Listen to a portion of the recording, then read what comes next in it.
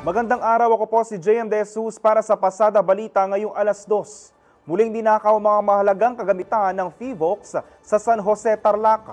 Nadiskubre ang krimen na magsagawa ng routine maintenance activity ang mga tauhan ng Pinatubo Volcano Observatory sa San Jose Observation Station. Natagpo ang puwersang binuksan ang seismic vault ng pasilidad at tinangay ang mga nilalaman nitong equipment. Pinakamahalaga sa mga kinuha ang digitizer na nagkakahalaga ng higit 1.1 million pesos.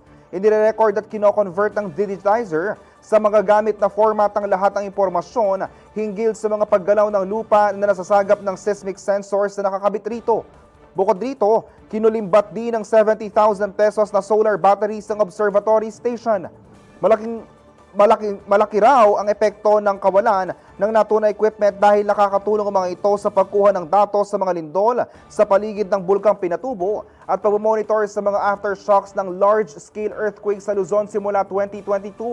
Ito na ang ikatlong serye ng pagnanakaw sa lugar kung saan naunang tinangay ang solar panels dito noong Oktubre at Disyembre na nakaraang taon.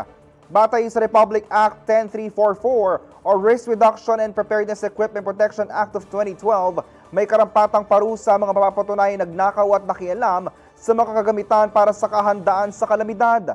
Hinikayat naman ang PHIVOLCS sa mga lokal na pamahalaan at naninirahan sa paligid ng Bulkang Pinatubo na tumulong sa pagbabantay sa mga equipment upang mailayo mga ito sa mga kawatan at iligal na aktibidad. Sa pamamagitan raw ng mga gamit na ito, na paghahandaan ang anumang sakuna upang maging ligtas ang mamamayan.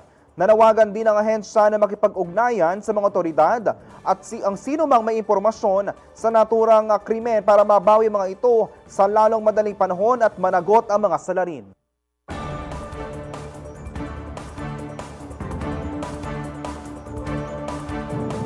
Abangan ang iba pang mga balita at updates mamayang alas 4 ng hapon. Ako po si JM De Jesus. Magandang araw.